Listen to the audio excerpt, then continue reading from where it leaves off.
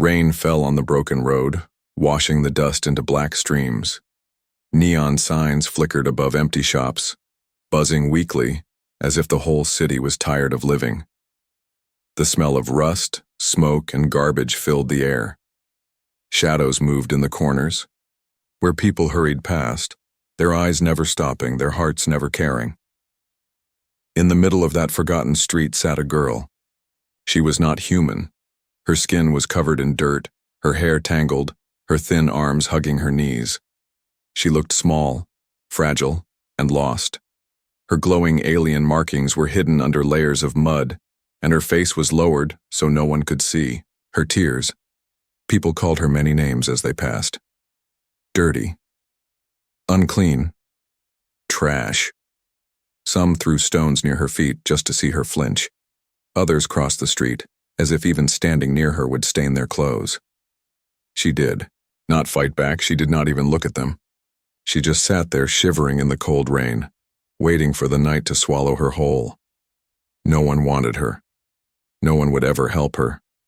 At least that is what she believed. Then came footsteps. Different footsteps. Heavy boots, slow and steady, not rushing like the others, not avoiding her corner. The sound echoed against the wet ground until it stopped just a few feet away. The girl raised her eyes, weak and tired, and she froze. A human was standing there. He looked like a traveler, worn jacket, rough hands, and a bag hanging from his shoulder. His hair was damp from the rain, but his eyes were sharp, clear, and calm. Unlike the others, he did not turn away. He did not spit at her. He simply stood, watching her, his face unreadable. For a moment, neither moved. The rain drummed, between them like a curtain. The girl's heart pounded. She had seen humans before, but they always ignored her, sometimes even laughed at her pain. Why would this one stop? Why would he look at her? She lowered her head again, hoping he would just leave. It was safer that way. If he stayed, maybe, he would hurt her. Everyone always did. But he did not walk away. Instead, the man took one step closer. His boots splashed in the water near her. "You," he said softly, his voice deep and steady. "What are you doing out here alone?" The girl flinched. No one had spoken to her like that in a long time. She shook her head, refusing to answer. She hugged her knees tighter, trying to disappear. The man crouched down, lowering himself to her level. His face came into the dim light of a broken street lamp. His eyes were not cruel. They were searching, almost worried. "Are you hungry?" he asked. Her stomach growled at the word, betraying her. She hated it. She hated herself for being weak, but she was too tired to lie. "Still," she whispered. "Go away. I'm dirty." The human tilted his head. "Dirty?" His eyes narrowed, as if he could not believe it. "That's what they call you?" She nodded once, quick and ashamed. For a long moment, the man said nothing. The rain pattered against his jacket, dripping from his hair. Finally, he reached into his bag and pulled out a small pack. Inside was bread, old, rough, but real food. He held it out to her. The girl stared at it like it was a trap. She had been offered things before, only to be beaten when she reached for them. Her chest tightened. She shook her head. But the man did not pull it back. He placed it carefully on the ground in front of her. Then he leaned back, giving her space. "No tricks," he said. "Eat if you want. If not, I'll walk away." His calm voice confused her. His stillness scared her more than anger would have. Why was he not forcing her? Why was he waiting? Slowly, her shaking hand reached forward. She snatched the bread and pulled it close like a wild animal guarding stolen food. She tore a piece with her teeth and chewed quickly, almost choking. The man watched silently, not moving, not judging. When the bread was gone, she finally looked at him again. Her eyes were wide, full of questions she did not dare ask. He stood up, adjusting the strap of his bag. For a second, she thought he was leaving, just like everyone else eventually did. But instead, he said, "Come with me. You shouldn't stay." Here. Her body went stiff. Come with him? No. No, she could not trust him. He was human. Humans always wanted something. And yet, a small voice inside her whispered, "He gave you food. He did not hurt you. He spoke to you like you mattered." The rain poured harder, running down her thin frame. She shivered, coughing weakly. If she stayed, she would not survive the night. Her eyes met his once more. He was not smiling, not pushing, not tricking. He simply waited. And for the first time in years, she wondered, just wondered, if someone might actually see her as more than dirty. The abandoned street, once her prison, suddenly felt smaller, darker, colder, and with a trembling breath she whispered, Where will we go?" The man's answer was simple. Somewhere warm. And in that moment something inside, her, something nearly dead, sparked alive again. The street was still alive with rain splashing against broken stone and dripping from rusted roofs. The human stood over the girl, his hand half raised as if ready to help her stand. But he did not force her. He simply waited, his calm gaze steady on her frightened eyes. The girl's thin fingers clutched the last crumb of bread he had given her. She chewed slowly, even though hunger pushed her to swallow everything at once. Her heart was still racing. Who was this man? Why was he still here? All her life, people had called her dirty. The word had become her name. When strangers looked at her, they only saw filth. Yet this human, he had seen her, spoken to her, given her food without asking for anything. That was more kindness than she had known in years. But kindness was dangerous. She had learned that before. Many had smiled at her before hurting her. Many had offered sweet words before dragging her into pain. She pulled her knees closer, shaking her head. "Go," she whispered. Her voice was thin, almost lost in the sound of the rain. "Leave me here. I am nothing."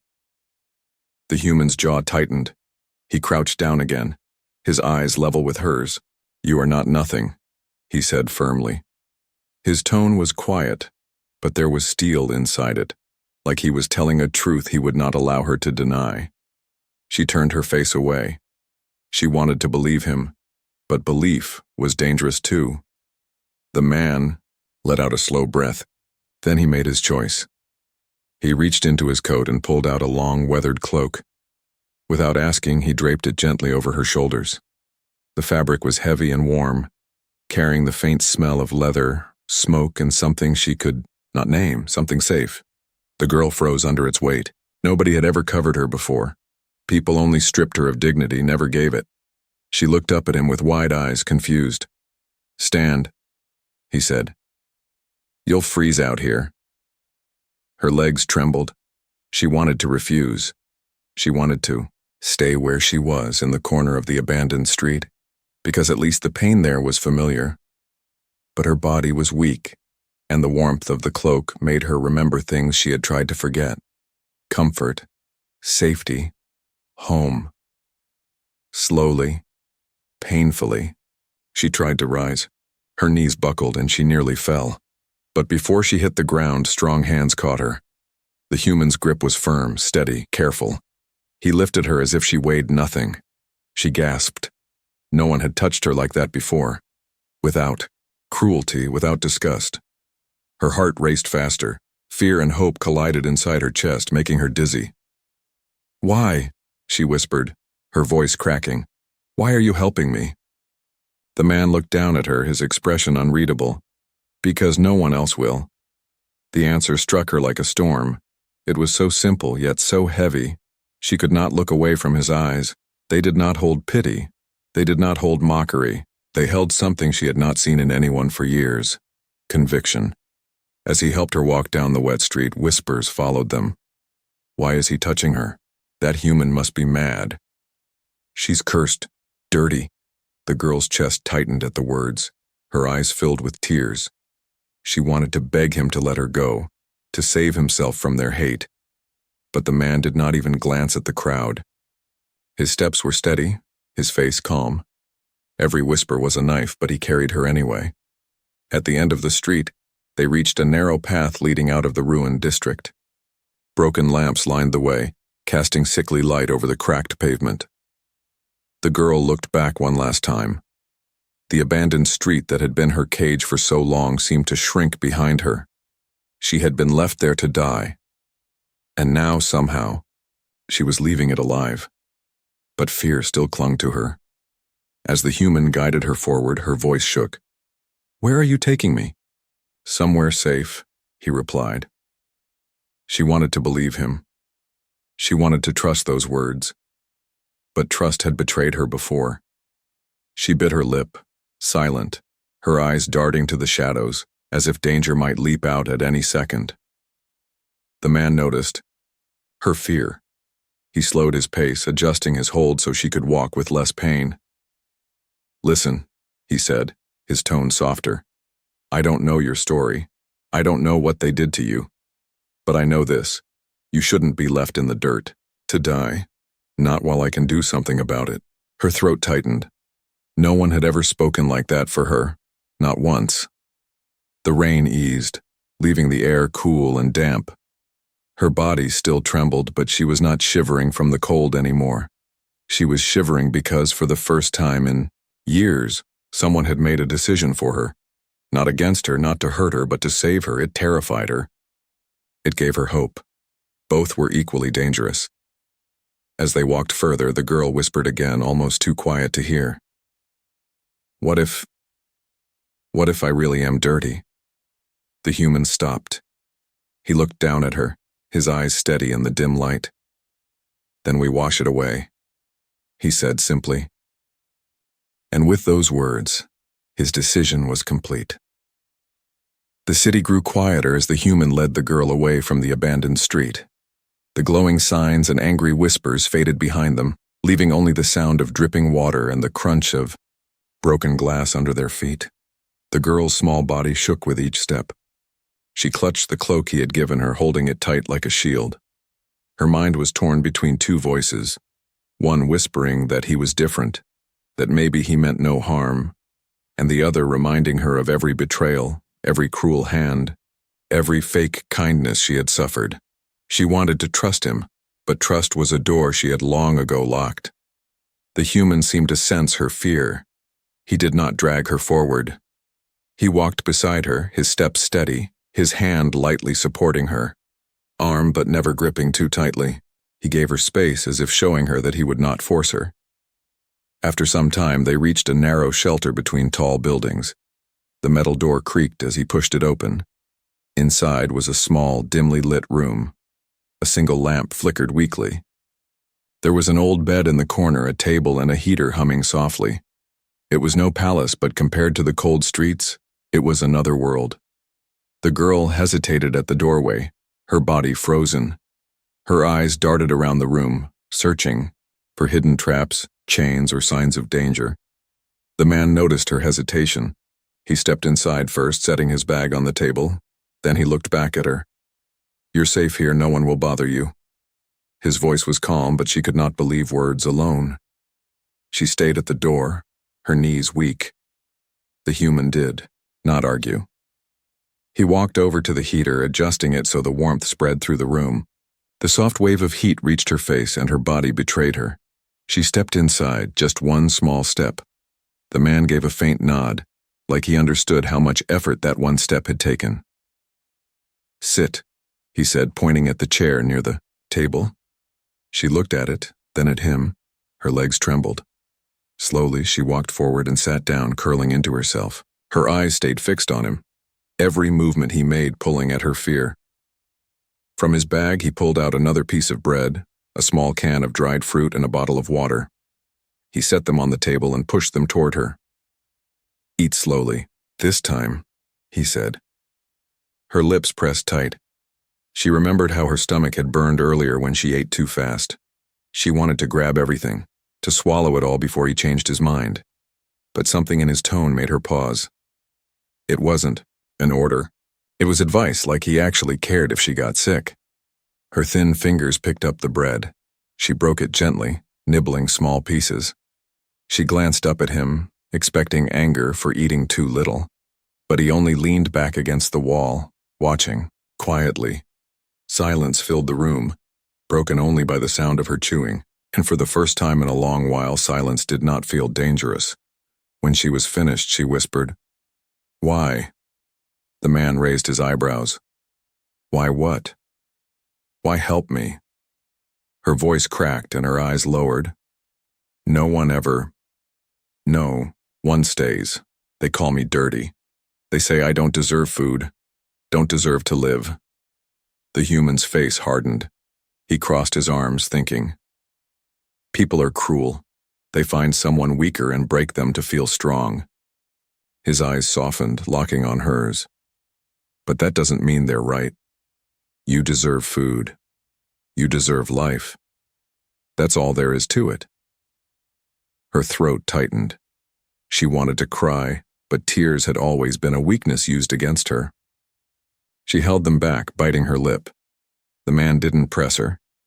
He picked up his bag and pulled out a folded blanket. "Sleep," he said, setting it gently on the bed. "You're safe tonight." The girl stiffened. Sleep? In a bed? No, it had to be a trick. Beds were traps, comfort was bait. She shook her head violently, fear flashing in her eyes. The man stopped, realizing her panic. He set the blanket down and stepped back. "Then sit where you like. The bed's yours if you want it. I'll stay here." Her breath came fast. She stared at him, waiting for the moment he would break his calm mask and show his true face. But he didn't.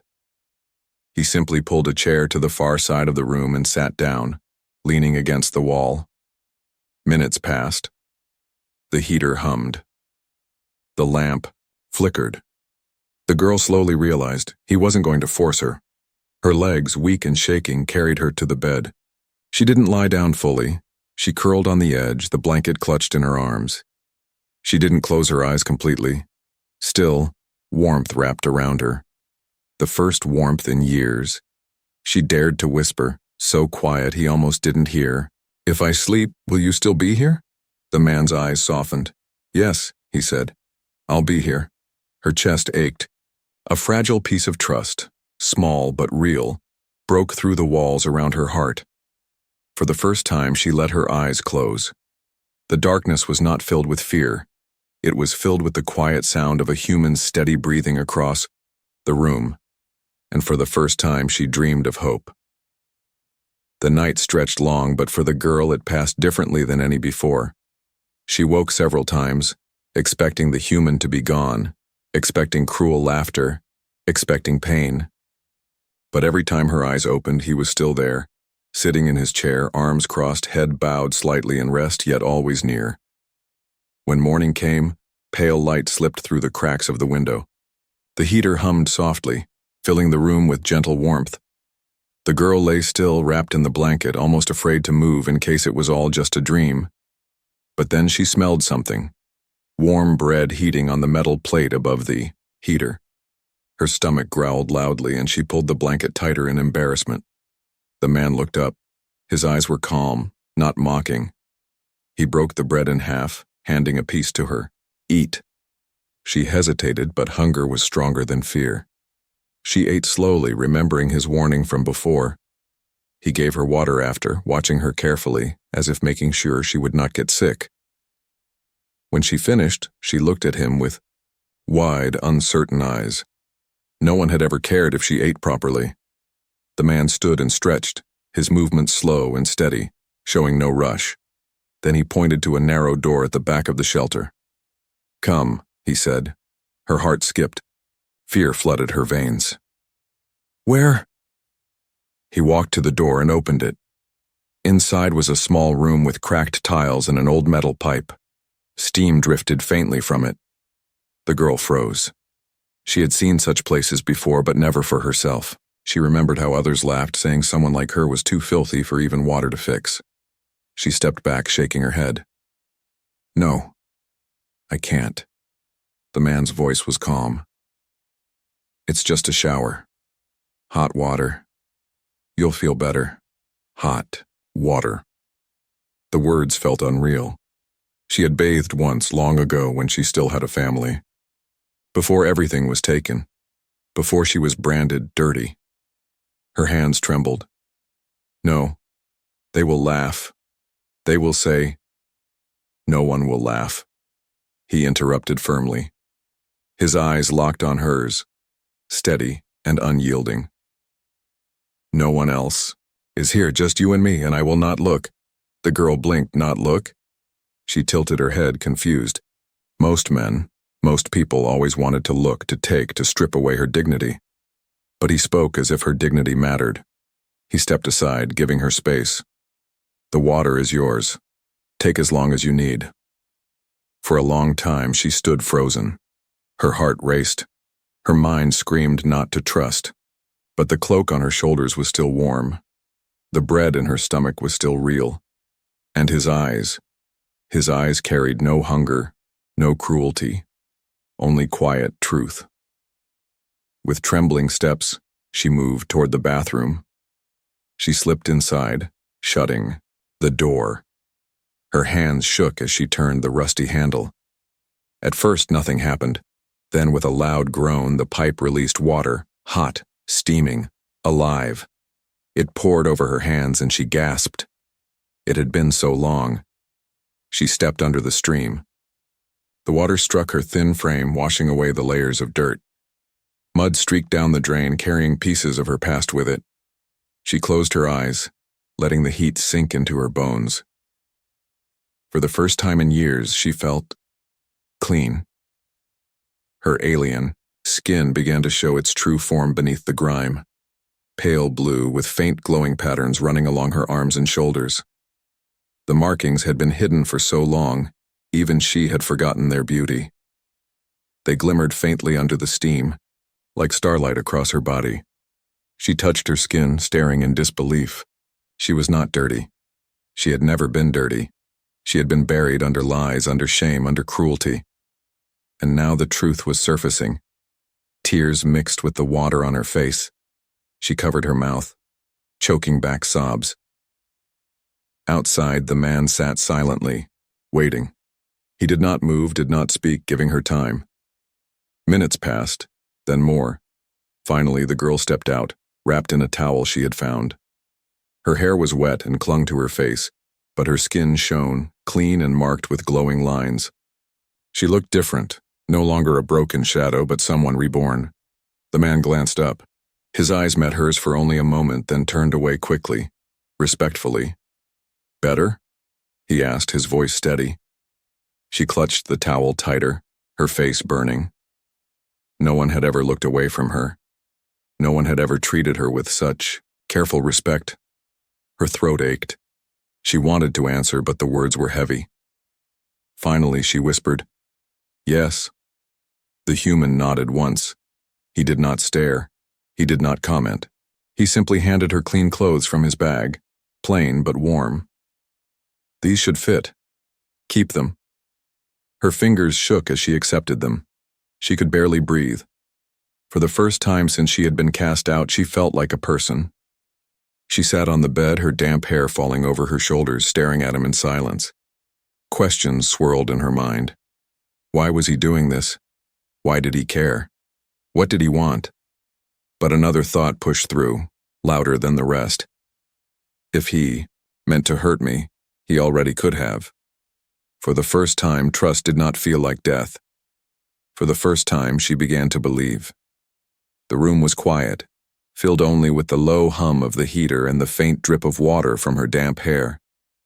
The girl sat on the bed, wrapped in the plain clothes he had given her.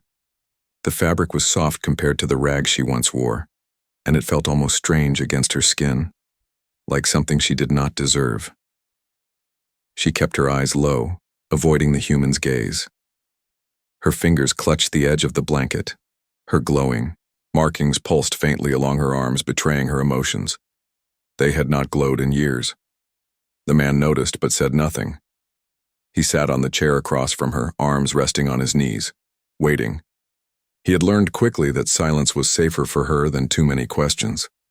But silence could not last forever. At last, the girl whispered, "You should know." The man tilted his head. Know what? Her chest rose and fell quickly. Fear tightened her throat. For years she had kept her story buried, locked inside because every time she spoke it, the cruelty grew worse. Yet something inside her pushed now. Maybe the warmth of the shower, maybe the steady way the human had looked away when she was most vulnerable. She dared to speak. My people, she began, her voice trembling. They cast me out. Said I was unclean. Said I carried sickness, a curse. Her hands shook and she pulled up her sleeve. Beneath her glowing markings were scars, deep and jagged, carved into her skin like cruel brands. The man's eyes darkened, his jaw clenching. He leaned forward slowly but not too close. They did this to you? The girl flinched at the sharpness in his tone. She nodded quickly, pulling her sleeve back down as if to hide her shame. They marked me, called me dangerous. No one would touch me after that, not even my family. Her breath hitched, her shoulders shook, and for a moment she looked smaller than ever. I begged them. I told them I wasn't sick, but no one listened. They dragged me to the street and left me there. The man closed his eyes for a moment, forcing his anger down. When he opened them again, his voice was steady. You're not sick. Her head snapped up. You don't know that. I know cruelty when I see it, he said firmly. I know lies when I hear them. They needed someone to blame, and they chose you. Tears welled in her eyes. She shook her head, hugging herself tightly. Maybe they were right. Maybe I am cursed. Everyone who helps me gets hurt. Always. The man leaned back, his gaze fixed on her. I'm still here. Her breath caught. Those words echoed in her chest, louder than the doubts, louder than the fear. I'm still here. The silence stretched between them, heavy but not cruel. Finally, the girl lowered her hands, her eyes wet and tired. She whispered, Why?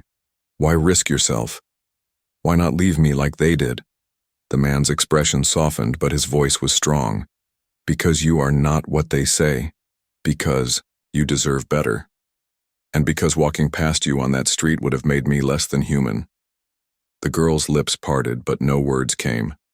No one had ever spoken like that to her. No one had ever defended her, not even in words. Her tears spilled silently down her cheeks. She wiped them quickly, ashamed, but the man did not look away and he did not judge. For the first time, she let herself speak more. She told him about the day they cut her skin with glowing knives, marking her forever. She told him about the hunger, the cold nights, the cruel hands that threw scraps at her like feeding an animal. She spoke in broken pieces, each word like glass cutting her throat, and the man listened. He did not interrupt. He did not ask her to stop. He sat still, his eyes burning with quiet anger at the world that had hurt her, but never once did that anger turn toward her.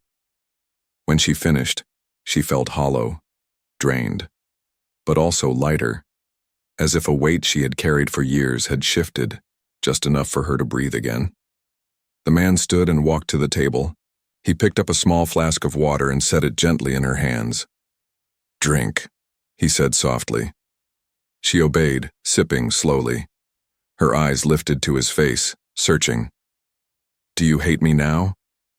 His reply was simple, without hesitation. No, I hate them for what they did to you. But you... No. Her chest ached. The glow in her markings pulsed brighter, faint but steady. She touched them as if surprised they still existed. For the first time, she did not feel ashamed of them. The heater's hum filled the silence again.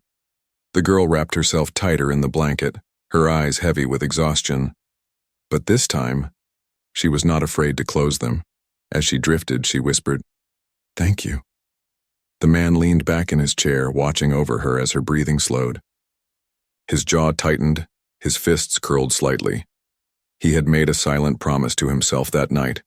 Whatever it took, he would not let her suffer like that again. And though she did not yet know it, the human's decision to stay had already begun, to change both their fates. The next days passed quietly inside the shelter.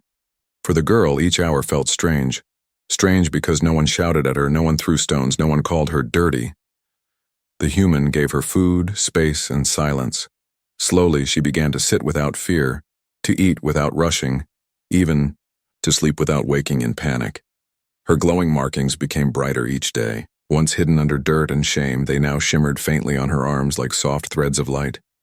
Sometimes she touched them, still surprised they were hers. The human noticed, but he said little. He repaired small things in the room, sharpened a broken knife, checked his bag, always calm, always steady. He never pressed her with questions. He seemed to understand that trust grew best in quiet moments, but peace never lasts. On the third evening, the sound of boots echoed in the alley. Outside, harsh voices rose, speaking in the alien tongue she knew too well. The girl froze where she sat on the bed, her breath caught in her throat. The human looked up sharply. "What is it?" Her body shook. "Them," she whispered. "The patrol." The grillon human's eyes narrowed. He rose from his chair, moving toward the door. "They're looking for you?" She hugged herself, trembling. "They always do. They say I must not be allowed to live in the city. If they find me here, they will—" Her voice broke, her throat closing around the words. The boots grew louder, closer. A fist struck the metal door with a heavy clang. "Open up," a voice barked. The girl's heart pounded wildly. She pulled the blanket over herself as if it could hide her from their eyes. Tears welled as memories surged, memories of being dragged, beaten, branded. The human moved calmly, but his jaw was tight. He picked up the knife he had sharpened earlier, tucking it at his side. Then he turned to her. His voice was low but firm. "Stay behind me. Do not move." She shook her head desperately. "You can't fight them. Please, if you give me to them, they might spare you." His gaze cut to hers, sharp as steel. "I will not hand you over." The words stunned her. No one had ever spoken at them before. For a second she could not breathe. The door rattled again, harder this time. "Open, or we break it down." The human stepped forward, placing himself directly in front of the door. His shadow stretched across the floor, tall and unyielding. The girl clutched the blanket, whispering, "They'll kill you." He didn't turn. His voice was steady, calm as ever. "Then they'll learn humans don't break as easily as they think." The metal door burst open with a crash. 3 alien guards stormed inside, their armor glinting under the weak lamp. Light. Their faces twisted with disgust when they saw the girl. "There!" one shouted. "The unclean! She dares hide again!" But their eyes quickly shifted to the man standing before her. "And you?" Another spat, sneering. "Human trash. Do you know what she is? Do you know she carries filth? Step aside, and maybe we let you live." The human didn't move.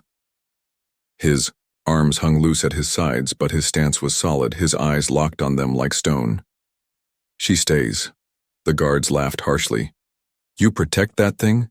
She is cursed. She will bring death to anyone near her." The human's expression hardened.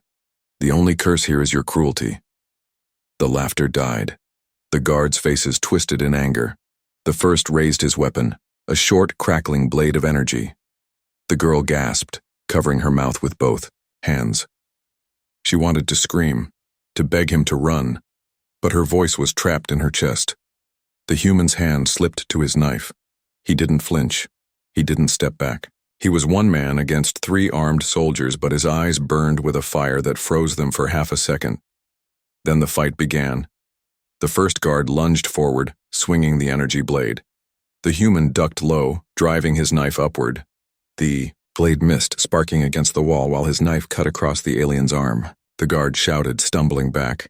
The second charged, but the human slammed his shoulder into the man's chest, sending him crashing into the table. Food and water scattered across the floor. The third swung wildly, but the human grabbed his wrist, twisting hard until the weapon fell. Then he drove his knee into the guard's stomach, knocking the breath from him. The room shook with the struggle. Shouts, crashes, the sound of fists against flesh. The girl could only watch, her heart splitting between terror and awe. He was outnumbered, but he did not falter. Every movement was sharp, every strike controlled, as if his body carried the weight of many battles before. Finally, 2 guards lay groaning on the floor, and the third stumbled toward the door, clutching his bleeding arm. His eyes blazed with hatred. "This isn't over, human," he hissed. "We'll be back. And next time, you'll die with her." They fled into the night, their boots fading down the alley. The room fell silent. The table lay broken. The lamp flickered weakly, and blood dripped slowly onto the floor. The human stood in the center, chest rising and falling with heavy breaths. His jacket was torn, a cut streaked across his arm, but his eyes were steady. The girl stared at him, her body frozen in shock. Slowly, she rose from the bed, her legs shaking. "You..." Her voice broke into a whisper. "You fought them. For me." He turned to her, wiping blood from his knuckles. His face softened when he met her gaze. "I told you. I won't hand you over." Her knees gave out and she sank to the floor, tears spilling down her face. No one had ever stood for her. No one had ever chosen her life over their own. And in that moment she realized, whatever happened next, she was no longer truly alone. The night after the fight was heavy with silence. The broken table lay in pieces. Bloodstains marked the floor, and the lamp flickered weakly, as if even the light was afraid to stay. The girl sat curled against the wall, her glowing markings dim from fear and exhaustion. The human sat nearby, his arm wrapped in a torn cloth where the blade had cut him. She watched him quietly. He didn't groan. He didn't show pain. He sat straight, sharpening his knife again, as if nothing could shake him. But inside her chest, everything was shaking. You could have died," she whispered.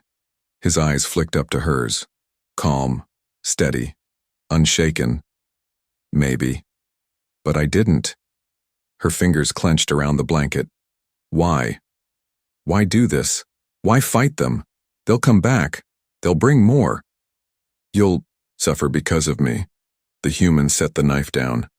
His voice was low, but each word carried weight. "I fought because you matter, because someone had to, and if they come back, I'll fight again." The words struck her like lightning. No one had ever said she mattered. Not once. She covered her face, tears spilling hot against her palms. He didn't move closer. He gave her space, as always. But his presence was strong enough to hold her together. Hours passed before she finally slept, and when she did, she dreamed not of chains or knives, but of someone standing tall in front of her, blocking the world's cruelty. By morning, the city was stirring. Word had spread. Whispers filled the alleys, about the human who defied the patrol, about the cursed girl who had not been taken. Some called him foolish, others called him dangerous. But for the first time, some voices dared to say aloud, "Maybe she isn't dirty. Maybe the human sees something we don't." The girl heard these whispers when they stepped outside. She walked close behind him, her eyes darting nervously, but this time the insults were fewer. Fear lingered in the crowd, but so did doubt. Doubt that the old lies were true. At the market, a woman dropped a piece of fruit near her stall. The girl bent down quickly, expecting to be slapped away. Instead, the woman looked uneasy and muttered, "Keep it." The girl froze, the fruit trembling in her hands. She looked up at the human, her wide eyes filled with disbelief. He only gave a faint nod, urging her to accept it. Something had changed, but danger still lurked. That evening, the guards returned, this time with twice the number. They surrounded the shelter, weapons drawn, voices echoing through the night. "Human, step aside or we cut you down." The girl's blood turned cold. She clutched his arm. "Please don't fight them again. They'll kill you. Don't risk it for me. I'm not worth it." The human looked down at her, his expression calm but fierce. "You are worth it." He stepped forward out into the open. The guards sneered, raising their blades. But the crowd had gathered now, watching from the shadows. The whispers had grown into murmurs, and the murmurs into restless voices. One of the guards shouted, "She is cursed. She is filth." but someone in the crowd answered back, "Then why hasn't she cursed the human?" Another voice rose. "He touched her, he sheltered her. If she carried death, he'd be gone already." The guards faltered for a moment. The human's stance was steady, his voice carrying strong and clear. "You called her dirty, you scarred her, you cast her out, but the only filth here is your cruelty." The crowd stirred. Murmurs turned to shouts. "He's right. Enough. She's not cursed." The guards' faces twisted. They stepped forward, but hesitation filled their eyes now. Not fear of the human alone, but of the growing crowd behind him. The girl stood at the doorway, her glowing markings shining brighter than ever. She no longer hid them. They pulsed, like fire across her skin, symbols of life, not shame. The people stared, silent for a heartbeat, then one whispered, "Beautiful." The word spread. Beautiful. Not dirty. Not cursed. Beautiful. The guards growled, but they knew the fight was lost. Too many eyes. Too many voices. They retreated into the night, their threats empty against the weight of change. When it was over, the girl sank to her knees, her body shaking. Tears streamed down her face, but they were different tears, not of shame, but of release. The human walked back to her, his shadow long in the torchlight. He crouched down, his hand resting lightly on her shoulder. "It's done," he said. "They won't take you again." Her lips trembled. She whispered, "You saved me." He shook his head. "No, you saved yourself. You stood, you showed them the truth. I just gave you the chance." Her heart swelled, breaking open after years of silence and chains. She looked at him, her voice raw. "Then, can I stay? With you?" His eyes softened. He nodded once. "Always." And for the first time, she believed it. The girl who had been left alone, branded dirty, had found a new name, a new life, and a new protector. Not because she was rescued like a helpless shadow, but because a human chose to see her worth when no one else would. And in that choice, everything changed.